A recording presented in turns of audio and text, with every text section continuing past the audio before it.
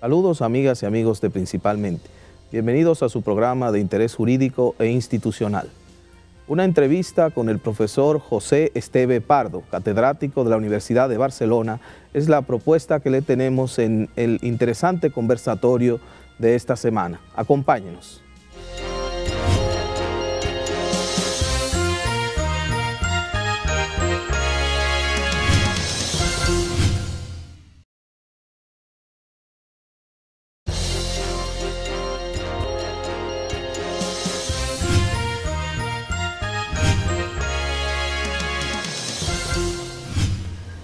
Saludos amigos de Principalmente. Hoy tenemos un programa con un jurisconsulto español. Para nosotros la verdad que es un gran honor contar aquí en Principalmente esta peña jurídica que tiene por finalidad sobre todo orientar a la ciudadanía y sobre todo a ese segmento de la población que se inclina por estudiar derecho, por lo que son abogados. Temas de palpitante actualidad, sobre todo en este mundo globalizado en que el derecho ha venido a constituirse en una de las ramas esenciales de las ciencias sociales, porque interviene de manera determinante en lo que son las relaciones entre los seres humanos, pero también en las relaciones que se dan entre esos seres humanos, el Estado, la sociedad en sentido general. Pues hoy, amigos, contamos con la presencia del doctor Esteve Pardo, quien es un gran jurisconsulto español, además de ser un académico, un catedrático universitario, precisamente se encuentra en el país en esas labores, tiene en su haber varias obras escritas. Se ha destacado fundamentalmente en su ejercicio profesional en el derecho administrativo y el derecho público en sentido general. De manera que en el día de hoy vamos a tener un plato fuerte con el doctor Esteve Pardo, tratando temas tan esenciales en el desenvolvimiento de la vida cotidiana de los ciudadanos y también del Estado y esas relaciones de que hablábamos, del derecho público. Doctor, es un placer tenerlo aquí. Un placer para mí, Principalmente estar con ustedes. Tenemos la introducción, ¿no?, de parte de nuestro querido hermano y amigo Juan Manuel Guerrero, que también nos acompaña, igual que Manuel, de lo que es su especialidad en materia de derecho. Y en este caso se trata del derecho público, derecho administrativo. En esos intercambios que usted ha tenido en República Dominicana, sobre todo como docente de maestría, ¿cómo usted ha visto que ha sido el desarrollo que hemos ido teniendo en términos institucionales y sobre todo en términos de desarrollo de las instituciones que tienen que ver con el derecho administrativo en República Dominicana en estos años que usted ha venido a República Dominicana? Bueno, en realidad es la primera vez que vengo aquí a la República Dominicana y me he llevado una agradabilísima sorpresa, ¿no?, porque he encontrado un nivel de preparación y de competencia profesional muy destacado. Además se ve que relativamente reciente, es decir, se está en un periodo de eclosión, sobre todo en lo que es el derecho público. Sin duda contribuye mucho a ello pues la reciente aprobación de la Constitución del 2010, la creación del Tribunal Constitucional, la jurisprudencia del Tribunal Constitucional, todo un desarrollo institucional que al filo de la Constitución, que todavía está sin duda por desarrollar en muchos aspectos, es decir, eso no se acaba nunca, ¿no? Es decir, siempre habrá, pero la orientación que encuentro es verdaderamente extraordinaria, ¿no? Y luego también me ha llamado muchísimo la atención la presencia además de este desarrollo institucional, organizativo, la presencia importante de talentos singulares, es decir, de personas carismáticas, digamos, con una capacidad de impulso y de, digamos, con una génesis en muchos aspectos autodidáctica, con una gran apertura a la cultura jurídica o a las diversas culturas jurídicas, con un gran interés en transmitir este tipo de conocimientos a las generaciones jóvenes, de incentivarlos, de promoverlos, ¿no? Es decir, yo creo que aquí, en este caso concreto, pues el propio Juan Manuel y Manuel Fermín, ¿no? son dos ejemplos, ¿no? Como otras personas aquí que puedo, Olivo mismo, ayer conocí también, por ejemplo, hoy me causó una magnífica sensación el profesor Eduardo Jorge, ¿no? Es decir, personas que tienen una labor profesional destacada, pero que llama muchísimo la atención su afán por aprender, ¿no? Es decir, gente de un nivel académico de primerísimo orden, ¿no? Es decir, yo animo a las instituciones y a las universidades de la República Dominicana, pues a que sepan encauzar ese potencial, ¿no? Es decir, y que también las propias universidades ofrezcan la posibilidad de que haya personas que se dediquen de manera intensa y estable y que tengan una cobertura y un reconocimiento, pues para poder desempeñar esta labor que es fundamental en un país. Profesor, en el campo académico, básicamente allá en su país, en España, ¿usted su labor académica la ha desarrollado específicamente en Barcelona o en Madrid? ¿En qué universidades? Sí, bueno, me formé inicialmente en la Universidad de Barcelona, luego he estado en otras universidades en el extranjero, vamos, estuve bastante tiempo en Alemania, en la Universidad de Múnich, ¿no? Bueno, ahí estuve ya como becario postdoctoral, ¿no? Disponía de una muy buena beca de la Fundación Alexander von Humboldt. Luego estuve también en Chicago, mayormente en la Northwestern University of Chicago, y luego en España pues he estado en la Universidad de Girona, que es una universidad que está muy próxima a Francia, ¿no? Es decir, en el norte de España, una universidad que comenzaba también con mucho ímpetu. Y después, ahora he vuelto, por así decirlo, a mis orígenes en la Universidad de Barcelona. Muy bien. Profesor Esteve, tenemos las lecciones del derecho administrativo. Sí. En la República Dominicana ha sido un bestseller. Sí.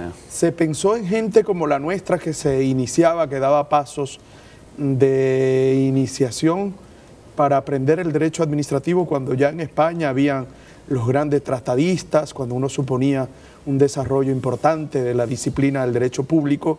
Y entonces en la República Dominicana, para sorpresa y por supuesto para algarabía de nosotros, encontramos las lecciones del derecho público, justo para los que hemos vivido sospechosamente casi de espaldas al derecho público por más de un siglo. En lo formal y en lo sistemático hemos vivido de espaldas al derecho público. ¿Cómo nacen esas lecciones del derecho administrativo?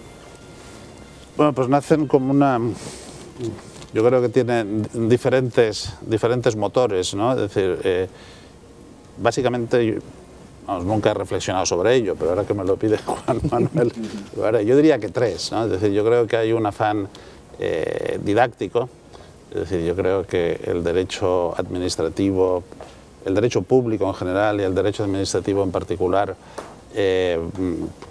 han tenido presentaciones en ocasiones excesivamente pesadas, complejas, ¿no? Con vocabulario poco conectadas con la realidad, ¿no? Es decir, que hay muchos tratados que tienen su origen en las oposiciones de los profesores cuando accedían a las cátedras, ¿no? Es decir, que era cuando tenían que hacer su ejercicio, tenían que presentar la asignatura, pero claro, eran trabajos dirigidos a colegas, a profesores, ¿no? Es decir, muchas veces se escribe para el colega, ¿no?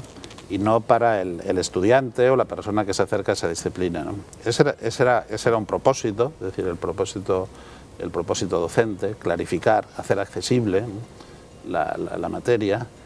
Después había un segundo propósito, y es que en los últimos 20 años se han registrado importantísimas transformaciones en el derecho público, en todos los órdenes. Es decir, quizá tengamos ocasión de tratarlo aquí, pero transformaciones verdaderamente espectaculares. Muchas de ellas no son muy perceptibles, otras afloran, es decir, para el gran público en momentos de convulsión como este de la crisis, es decir, esta crisis que ha zarandeado a todos los estados occidentales y que se ha cebado particularmente, por desgracia para nosotros, en Europa y quizá más en la Europa mediterránea o en la Europa periférica, ha hecho visibles unos movimientos, es decir, unas transformaciones que estaban ahí, es decir, que estaban larvadas, ¿no? Pero que ahora con la crisis han aflorado y han sido visibles para el gran público, ¿no?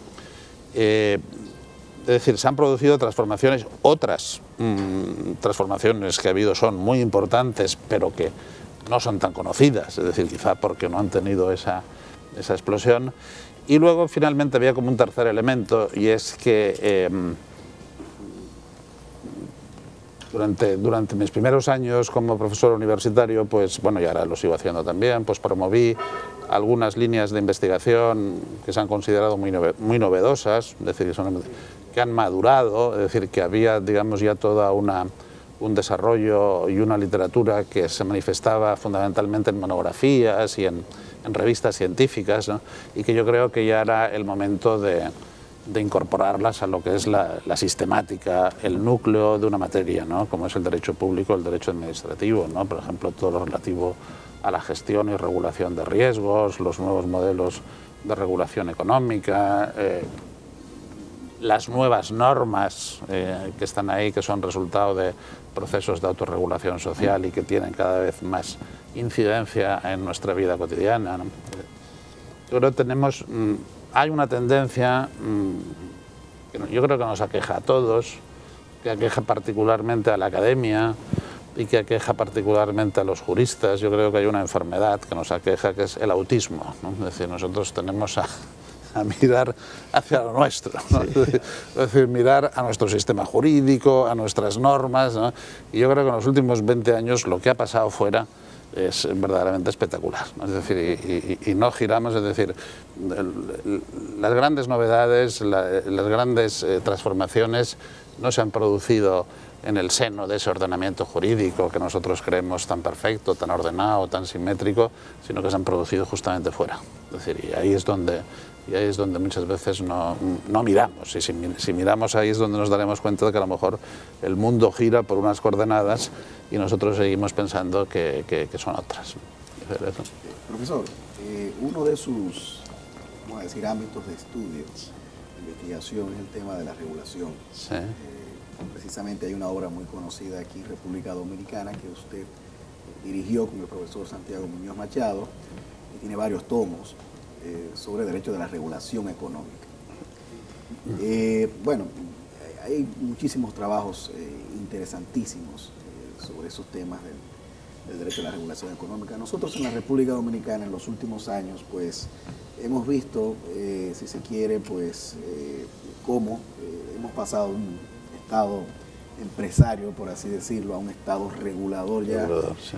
Los derechos sectoriales han ido creciendo y bueno, y naturalmente no teníamos acceso a esas obras que ya finalmente pueden llegar a la República Dominicana como precisamente la suya y bueno, de ahí surge inclusive que ya estemos dando hasta una maestría en Derecho a la Regulación Económica, que es precisamente donde usted ha impartido una cátedra pues brillante e importantísima.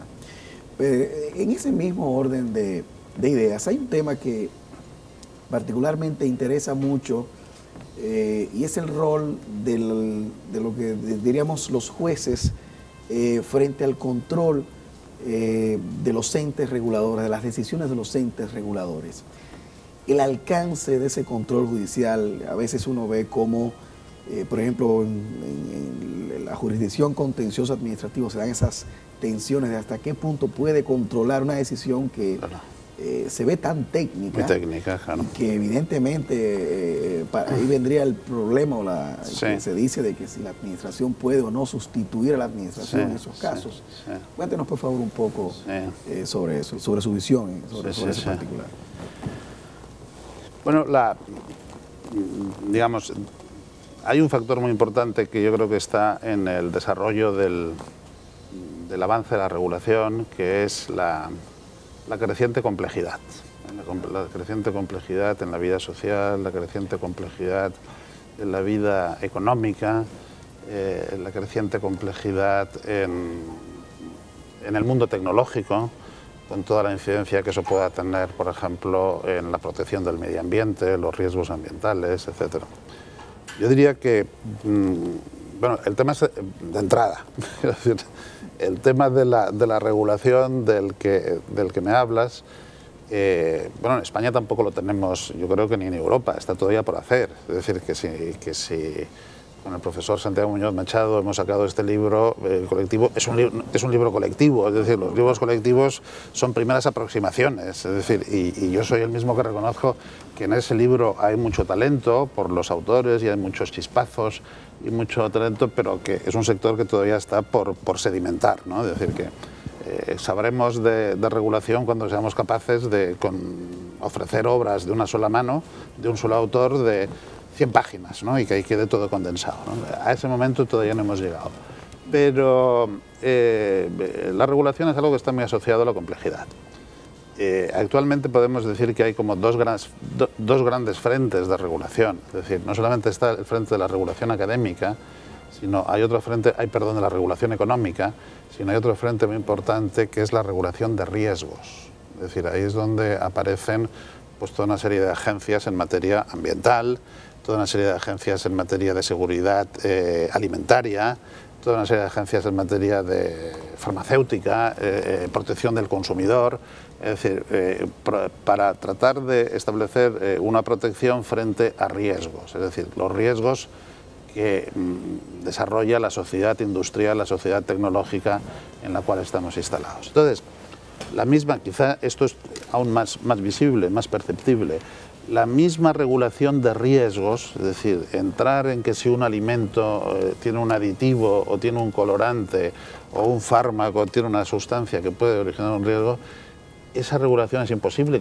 que sea a golpe de ley. Es decir, ahí hay unos elementos de valoración técnicos y extraordinariamente complejos. Es decir, entonces hay digamos, las agencias que operan en toda la regulación de riesgos manejan categorías científicas, es decir, es una labor de científicos y de control científico y conocimiento científico y conocimiento tecnológico, y las agencias que operan sobre los mercados, pues lo que manejan son referencias de carácter económico, además variantes, es decir, no pueden establecerse ahí determinaciones estables mediante ley, porque claro, el mercado evoluciona, es decir, lo que es quien es hoy un operador dominante en el mercado puede dejar de serlo dentro de 5 meses, porque hay dos operadores, entonces por lo tanto la regulación tiene que variar. Entonces, claro, ¿qué es lo primero que plantea problemas con relación al control judicial? Que hay poca ley, ¿no? Es decir, hay poca referencia legal, ¿no? O sea, los jueces a lo que actúan es en lo que es la aplicación de la legalidad, ¿no? Entonces, esa es una primera cuestión, ¿no? Es decir, o sea que hay poca referencia legal y por lo tanto poco margen de control judicial. Pero, claro, al mismo tiempo tampoco podemos deconstruir, digamos, todo lo que tan trabajosamente hemos construido, es decir, de un control, es decir, no vamos al socaire del aumento de la complejidad, no vamos a entregar toda una serie de poderes de decisión en aspectos importantes a estas agencias, ¿no? Es decir, que hoy en día hay un problema también de legitimidad, es decir, hay todo el gran problema de la legitimidad por los expertos, ¿no? Es decir, el hecho de que quien tiene que decidir es quien está habilitado constitucionalmente por la sociedad, quien establece. Lo que pasa es que muchas veces se trata hay que compaginarlo eso con la legitimidad de los expertos, ¿no? Pues ese es un tema, es un tema complicado y que realmente no es más que el resultado de que vivimos en un mundo que no es tan sencillo como el mundo del siglo XIX o el mundo de principios del siglo XX, ¿no? Que ahí todo se orientaba pues desde una constitución, unas leyes, una administración que aplica la ley y unos jueces que verifican si esa aplicación de la ley es correcta. Claro, ahora nos encontramos sí, con una constitución y ya después unas referencias que no son necesariamente referencias legales, ¿no?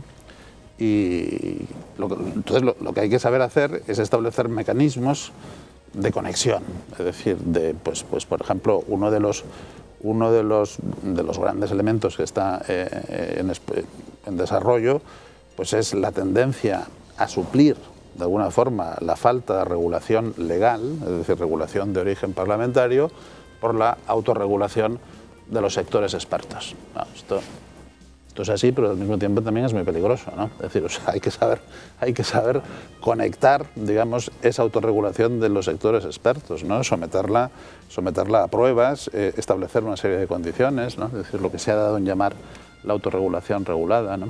Pero bueno, son frentes. Y luego aquí en el caso concreto ya, por lo que he visto, en el caso concreto de la República Dominicana, a ese problema del control judicial de los tribunales ordinarios, por así decirlo, se ha añadido, me ha parecido muy novedosa y muy interesante, el problema del posible control de constitucionalidad directo. Claro. Es decir, que ahí por lo que he visto, hay un debate muy interesante, porque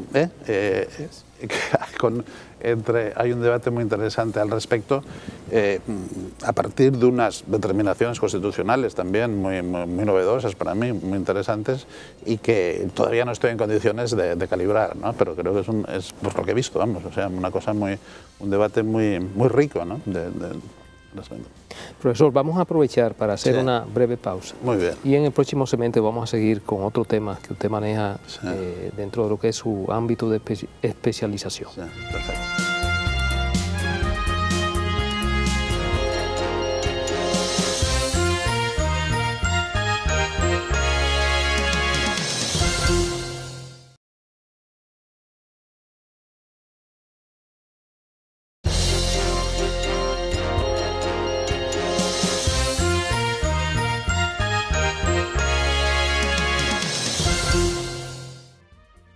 Seguimos, amigos, principalmente hoy con la destacadísima presencia del doctor y profesor Esteve Pardo, especialista en Derecho Público, Derecho Administrativo y también en Derecho Constitucional.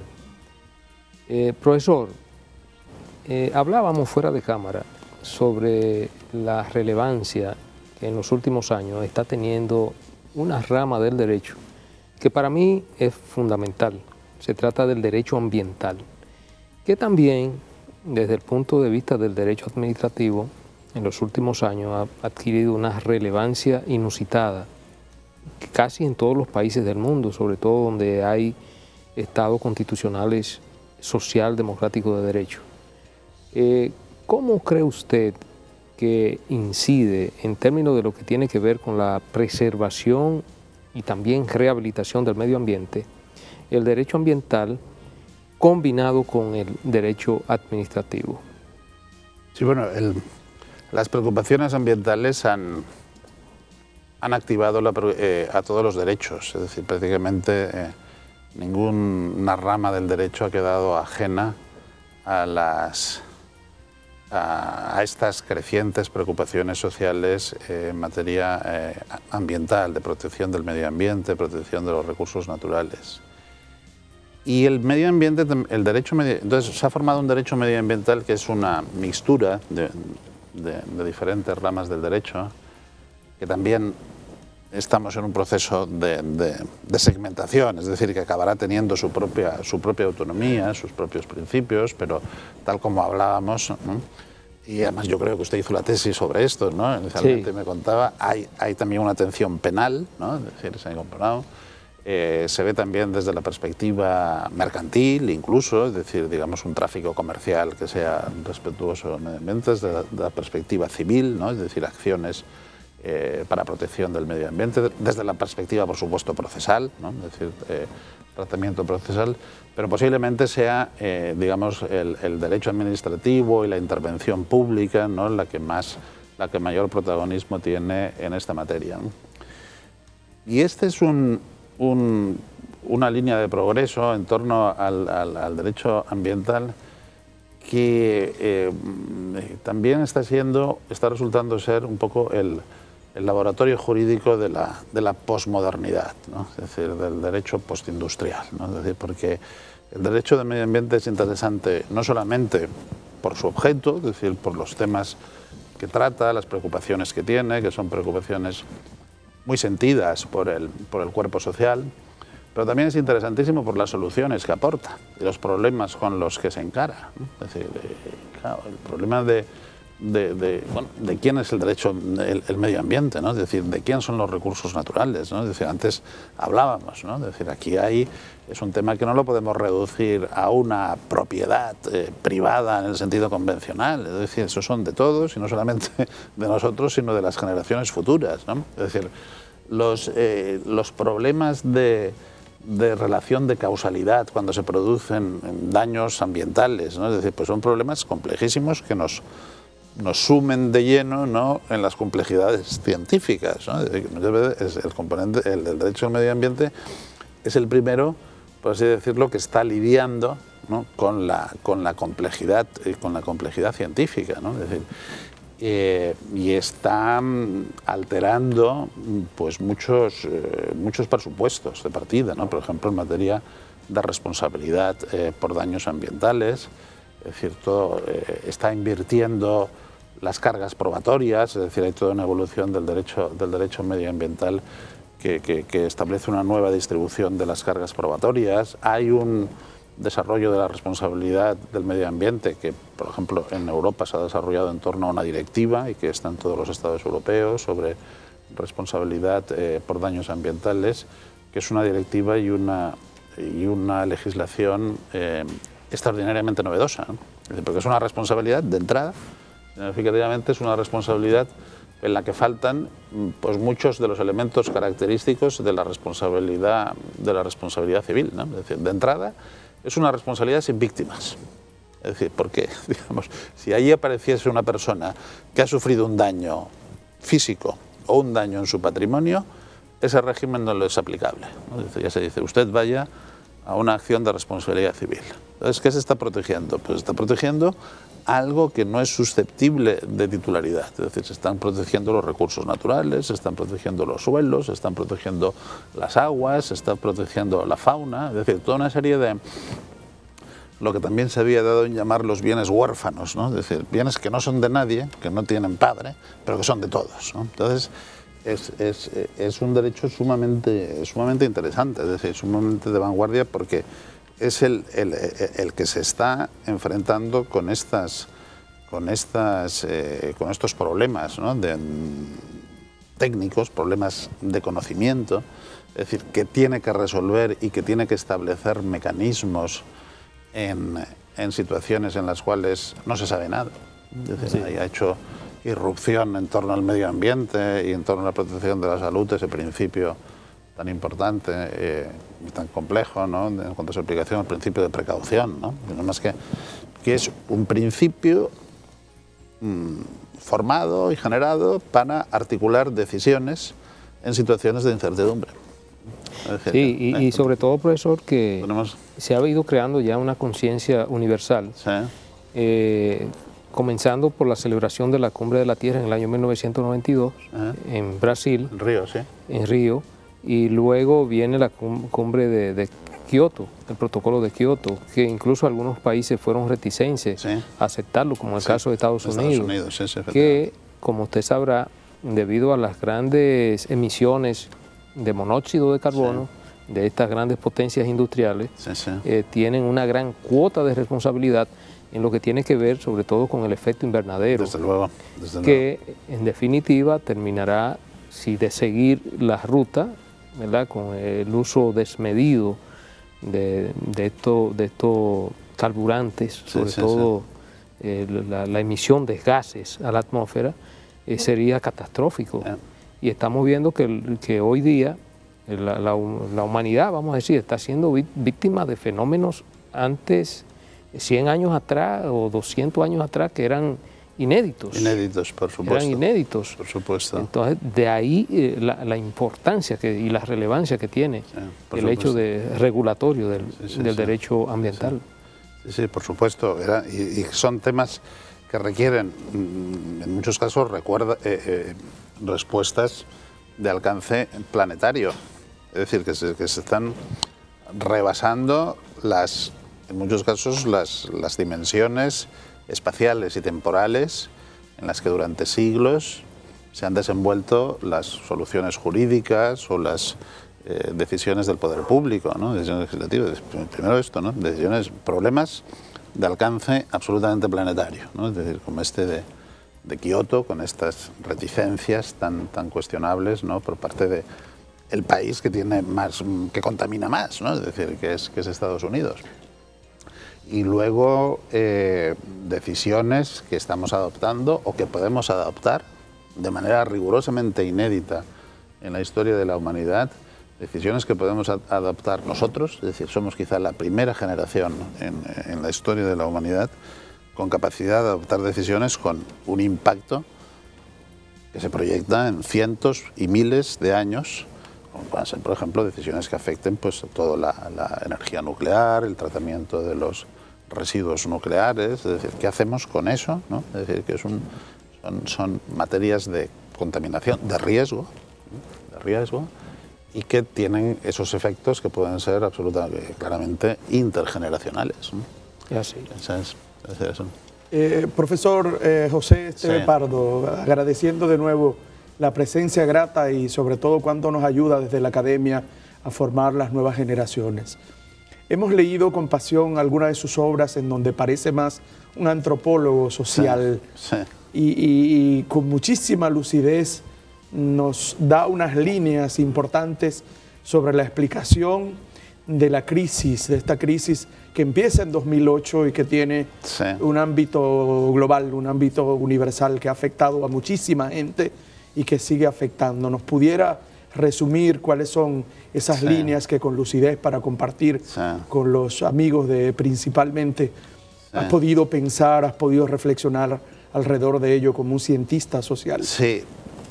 Bueno, yo me he aproximado muy parcialmente, es decir, no pretendo ni muchísimo menos, yo creo que eso no se ha conseguido, y por supuesto yo sería el menos indicado para establecer un diagnóstico completo de la crisis, ¿no? Es decir, yo creo que todavía no sabemos como esa canción de Bob Dylan, ¿no? Que decía, algo está pasando pero no sabes lo que es, ¿no? Es decir, algo, eso es lo que yo creo que nos afecta, es decir, tenemos una perplejidad todavía grande y tardará tiempo en ofrecerse un diagnóstico, ¿no? De qué es lo que pasó, ¿no? Es decir, todas estas cosas no se diagnostica lo que está pasando, que muchas veces nos desborda, sino qué es lo que pasó, ¿no? Bueno, yo he incidido me ha interesado el tema porque, bueno, esta preocupación que antes expresaba, este autismo, ¿no? Es decir, esta idea de que en la cual muchas veces quedamos apresados los publicistas y los juristas en general, ¿no? De vernos en nuestro propio sistema jurídico cuando es fuera donde se están produciendo las transformaciones. Yo esa dicotomía, esa dualidad, la he mantenido y le he prestado atención en la historia, vi esas lecciones de las cuales habla Juan Manuel, pues también las he tratado de articular en torno a dos ejes, que es la relación entre Estado y sociedad, ¿no? Porque en definitiva el derecho público es eso, ¿no? Es decir, cómo creamos este Estado, qué funciones tiene, cómo se proyecta sobre la sociedad, cómo se legitima sobre esa sociedad, hasta dónde puede llegar, hasta dónde no puede llegar, ¿no? Es decir, los dos grandes modelos de Estado constitucional, tanto el Estado liberal como el Estado social, responden a dos correlaciones distintas entre Estado y sociedad. Y lo que se ha hecho muy visible con la crisis es que el convencimiento en el cual estábamos instalados, ¿no? O estaba en pleno siglo XX, de que ahí había una sociedad que era un poco la receptora pasiva de la acción del Estado, que el Estado ordenaba la sociedad, ordenaba la economía, planificaba la economía, ¿no? Esto no se corresponde en absoluto con la realidad. Es decir, hoy lo que nos ha hecho ver esta crisis es que los grandes poderes, poderes materiales, poderes financieros, poderes económicos, poderes tecnológicos, es decir, poderes del conocimiento, están hoy extramuros del Estado, están hoy fuera del Estado. Es decir, eso es lo que nos ha hecho ver esta crisis. Y bueno, y ha tenido algunas expresiones que han conmocionado al gran público, ¿no? que lleguen a los medios de comunicación y que causan escándalo, ¿no? Como puedan ser, por ejemplo, particularmente en Europa, ¿no? En Europa, donde disponemos de esos estados históricos, ¿no? Un estado soberano, España, Francia, ¿no? La France, ¿no? Que es un estado que eso parece que es un poder omnímodo, ¿no?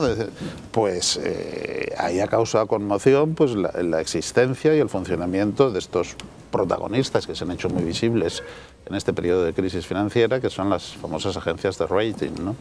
Es decir, que son unas empresitas familiares y tal, que no se sabe ahí quién está ni por qué. Hay unos economistas que se dedican, pues, entre otras cosas, se han dedicado a puntuar, a poner notas a los estados, ¿no? Como si fuese un profesor que le pone nota a un estudiante, ¿no? Y eso ha causado una extraordinaria conmoción y ha tenido importantísimos efectos. Es decir, es claro que el señor Sarkozy pierde las elecciones a la presidencia de la República por esto, porque le han bajado la calificación por parte de estas agencias, la calificación crediticia de Francia, y eso para el electorado francés es una auténtica conmoción, ¿no? Entonces, estamos viendo esto, es decir, hemos visto como gobiernos pretendidamente soberanos parecen ahí hincados, postrados de rodillas, ¿no? Ante estas agencias a ver si le sube o no le sube la calificación. ¿Por qué?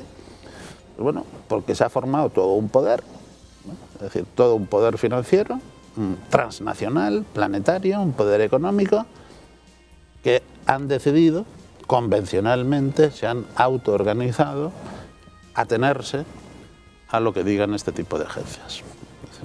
No nos fiamos ni de lo que digan los bancos centrales, ni de lo que digan nosotros creamos nuestras propias referencias, ¿no? Y este ha sido uno de los elementos de mayor impacto, ¿no? O más visibles a lo largo de la crisis. Es decir, que el Estado y los poderes públicos tienen que empezar a pensar en redefinir su posición teniendo en cuenta esta realidad. Es decir, que hay mucho poder y un poder cada vez más eficientemente organizado fuera de las murallas del Estado.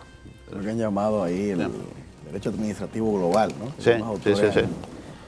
Han hecho algunos, claro, el mismo caso de Meilán Gil también ha hecho una aproximación ahí. Pero, profesor, quizás en esa misma línea, también ha escrito usted un libro muy interesante sobre el Estado Social de Derecho, la cláusula del Estado Social de Derecho. Bueno, uno ha visto que, bueno, o sea, tenemos muchos años hablando del Estado Social, de la cláusula del Estado Social. Sí. Yo recuerdo el tema en México, en 1917, en Querétaro, Querétaro, sí. Que son los primeros avistamientos de lo que ya son esos derechos de segunda generación. En 1919 ya en Weimar, y ya luego en el periodo post-Segunda Guerra Mundial, donde vamos a decir que se consolida esta visión. Sin embargo, todavía yo al menos noto que es difícil entender, sobre todo todavía discutimos la exigibilidad de los derechos de segunda generación y de entender el estado prestacional, sobre todo en países, vamos a decir, como el nuestro, que tienen debilidades en los temas de recaudación fiscal y que no pueden dar al traste con todas las demandas, ¿no? Esa gran deuda social que llamamos aquí. Y entonces, bueno, uno dice, pero este Estado social no funciona, vamos a decir. ¿Cómo ve usted esto, no? ¿Está en crisis el Estado social, sobre todo también luego de las crisis económicas? ¿Cómo ve usted este fenómeno? Bueno, en España tuvimos también esa situación. Es decir, en España yo creo que ha sido uno de los grandes logros, y ahora se ve seriamente amenazado por la crisis. Es decir, podemos decir que en España, con todas esas carencias iniciales, similares a las que puedan darse aquí, pues finalmente el Estado social llega a afianzarse, ¿no? Hasta el punto de que no quedó en utopía, ¿no? Como tantos otros proyectos. Entonces, hoy en día uno de los grandes problemas que plantea la crisis y que es un motivo de tensión social fuerte es que las determinaciones del Estado social no quedaron solo en la Constitución, sino que realmente en muy buena medida se alcanzaron. Es decir, son determinaciones vividas, encarnadas. Es decir, o sea, la gente tiene experiencia viva de que han tenido una serie de prestaciones, han tenido una serie de posibilidades, un acceso a toda una serie de bienes que ahora se ve reducido o limitado, ¿no? Eso es lo que provoca. Si hubiese quedado todo solo en determinaciones, programas incumplidos como tantos otros, pues ahí la gente no se queja, ¿no? Porque no, pero el problema está cuando tienes algo, volver a recuperarlo. Pero aún así se ha planteado siempre estos derechos de segunda generación de los que hablas, claro, el problema de su exigibilidad. Es decir, claro, son derechos prestacionales, es decir, que requiere que alguien lo preste. Es decir, los derechos tradicionales son derechos defensivos, negativos, es decir, simplemente que a mí no me intervenga en la correspondencia. Eso es el derecho al secreto de la correspondencia o al secreto de las comunicaciones, es el derecho simplemente... yo no tengo que hacer nada ni nadie tiene que hacer nada, simplemente tienen que no intervenir. En cambio, este tipo de derechos son derechos que requieren de una prestación. Y eso es costoso y lleva un tiempo y a veces es muy complicado de organizar y sobre todo de financiar. Ahí la tendencia de los tribunales constitucionales europeos, es decir, destacadamente el Tribunal Constitucional alemán y también el Tribunal Constitucional español, fue conferir estos derechos sociales no tanto como derechos de los particulares, sino como mandato a los poderes públicos. Es decir, que el derecho a la salud o el derecho a la asistencia sanitaria o el derecho a una vivienda digna y adecuada, eso en realidad su textura jurídica no es tanto la de derecho, sino la de mandato a los poderes públicos. Es decir, un poco para resguardar, ¿no? Claro. Que puedan ser, vamos a decir que se puedan cumplir algo, ¿no? Claro, claro, efectivamente. Y eso después se puede concretar. Es decir, o sea, que ese mandato a los poderes públicos se puede racionalizar y se pueden establecer programas, presupuestos. Es decir, oiga, usted, municipio, y eso se puede, es decir, y se pueden impugnar, por ejemplo, presupuestos públicos porque no atienden a los mandatos constitucionales. Es decir, derecho a la participación. Claro, porque no dan preferencia en sus primeros... Es decir, un mandato quiere decir que del dinero que recaudas y del dinero que tienes, lo primero tiene que ser esto. Es un mandato. Lo segundo esto y lo tercero esto. Claro, no puedes situar en primer orden y atender presupuestariamente algo que no tiene ese reconocimiento constitucional. Profesor, vamos a hacer una breve pausa. Muy bien. Para venir en el próximo segmento, concluir y recapitular sobre algunos temas que tenemos pendiente. Perfecto. Tocar con usted. Estupendo.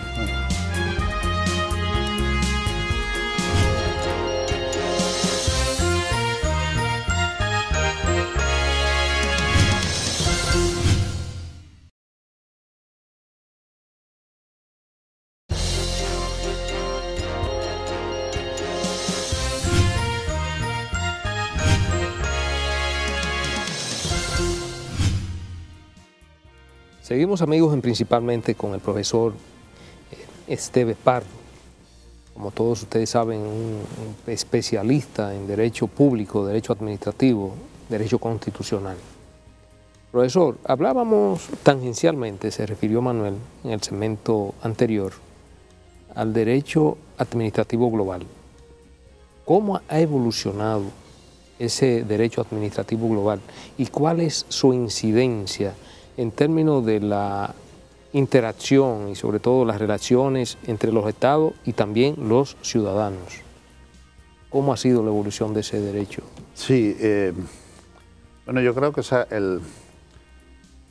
el derecho administrativo nace inicialmente para garantizar la posición del ciudadano frente a un poder extraordinario que se gesta y que en Europa, bueno, y en América, pero que de alguna forma en Europa es el que sucede a las monarquías absolutas y es un poder que los críticos de los analistas de aquel momento veían que era un poder más poderoso, y valga la redundancia, ¿no?, que las monarquías absolutas. Entonces, el derecho administrativo se gesta y aparece ahí con un tono marcadamente garantista. Es decir, eran la garantía de una serie de derechos de los particulares. En ese momento pesaba mucho la garantía del derecho de la propiedad, es decir, de la burguesía emergente, muy influyente, que es la burguesía que promueve los procesos revolucionarios la burguesía también aquí, ¿no? Sobre todo burguesía criolla, ¿no? Que es la que también promueve procesos similares en Latinoamérica. Y tiene ese marcado carácter garantista. Entonces, en esa función, el derecho administrativo alcanzó un considerable éxito en todos los países donde se desarrolló, y supo establecer mecanismos eficaces de equilibrio entre el poder público y los particulares. Y eso ha hecho que el derecho administrativo de alguna forma se haya abstraído, ¿no?, de todas las singularidades de los ordenamientos nacionales. Y hoy en día está evolucionando, hoy es la gran evolución del derecho administrativo en todos los ámbitos, hacia otro nuevo garantismo. Porque hoy en día, curiosamente, no tan sorprendente, dada la evolución, hoy en día lo que hay que garantizar no son tanto los derechos de los particulares frente a un poder estatal muy fuerte, sino que hoy en día lo que hay que garantizar son los intereses generales frente a unos poderes privados, extramuros del Estado, muy poderosos. Eso es lo que... Es decir, hoy en día es un nuevo garantismo, completamente. No es el garantismo ya del derecho de propiedad individual. Es decir, hoy en día el gran reto que tenemos es el proteger los intereses generales, es decir, protegerle el bien común, el interés general, ¿no? Frente, repito, a poderes que no son esos poderes que estaban en el Estado sometidos a la ley, al principio de legalidad, sino otro tipo de poderes de extraordinaria relevancia que operan, por lo demás, en un ámbito marcadamente transnacional. Es decir, el gran éxito del derecho administrativo yo creo que ha sido ese, es decir, ha sido el derecho que ha sabido ponerle límites al poder, es decir, que ha sabido someter al poder a derecho, ¿no? Es decir, que ha sabido descomponer el poder, racionalizarlo. Ese poder era el Estado. Hoy en día ese poder está fuera del Estado, es decir, y se mueve en un ámbito, ya digo, transnacional, global, ¿no? Es decir, por lo tanto, la respuesta también ha de ser global, ¿no? Y en eso estamos, ¿no? Es decir, en la formación de un cuerpo jurídico, doctrinal, básico, fundamental, de reglas de derecho público, pero ya digo, para aplicarlas al sector, en muchos casos a particulares, ¿no? Es decir, hoy en gran medida la gran proyección del derecho público es su extensión, de alguna forma, sus extramuros del Estado. Es decir, hay un derecho público cercano del Estado, pero que tienen que tener una proyección hacia afuera, porque hoy en día, repito, los poderes están fuera. Y esto es algo que se registra a uno y otro lado del Atlántico. Es decir, esto es algo que se puede percibir en Europa, que se percibe también en América, ¿no? Es decir, yo creo que eso... Sí, profesor, para los países que como nosotros tiene una playa de jóvenes interesados en formarse en el derecho público, en el pasado habíamos mirado mucho a Francia y sin embargo hemos visto cómo las obras de los autores franceses cada vez inciden menos. Se puede decir que ha habido una especie de crisis en la doctrina tradicional francesa tan ampulosa, tan importante, y que ha dado paso a otros juristas continentales de países no franceses. ¿Qué pasa con Francia? Pues no lo sé muy bien. Con Francia pasan muchas cosas, ¿no? Es decir, a Francia existe en general en Europa y en el mundo anglosajón particularmente, es decir, Estados Unidos. Es decir, yo creo que las relaciones entre Francia y Estados Unidos nunca han sido buenas, paradójicamente, es decir, y sigue siendo una gran prevención. Pues Francia es un país extraordinario, con una potencia, como destacas, cultural y jurídica, en su momento de primer orden. Es la encarnación perfecta del Estado nacional.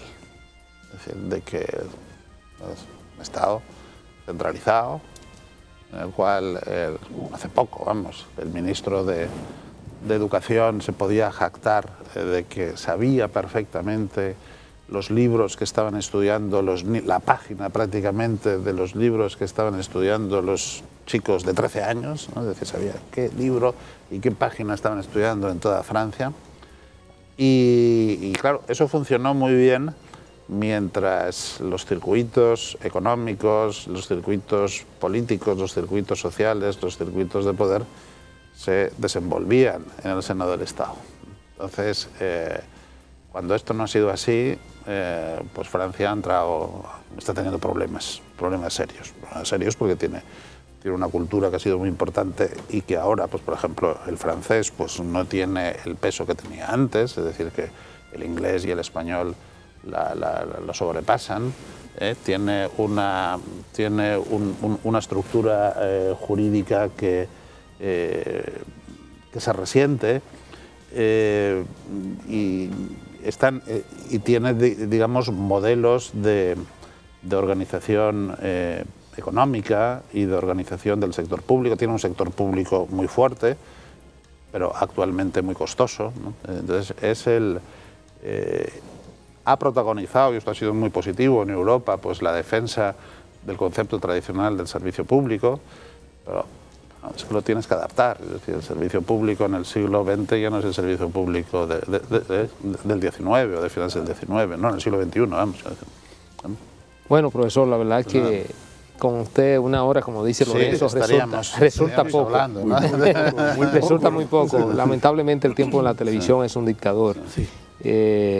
Esperamos en una próxima oportunidad tener el honor de tenerlo aquí de nuevo, principalmente. Yo sé que Juan Manuel, igual que Manuel, harán todo lo posible para que usted nos acompañe. Para mí sería un placer, porque lo que he encontrado aquí en la República Dominicana, la verdad es que me ha entusiasmado, es decir, me ha cautivado, sobre todo he visto esa juventud, ¿no? Es decir, que yo creo que eso es algo que ustedes aquí muchas veces cuando se tiene no se valora, ¿no? Pero que ese dinamismo, esa juventud, ¿no? Es decir, a mí me recuerda un poco también a la España de la época que yo viví muy pequeño, ¿no? Muy lejanamente, de la época de la transición, ¿no? Es decir, que había la ilusión por construir, es decir, eso que sobre todo particularmente en el terreno jurídico es muy, de la organización jurídica e institucional, es muy visible, ¿no? Bien. Gracias, profesor Esteve Pardo. La verdad que principalmente ha sido una honra y un honor tenerlo con nosotros. No, una honra para mí. Muchas gracias.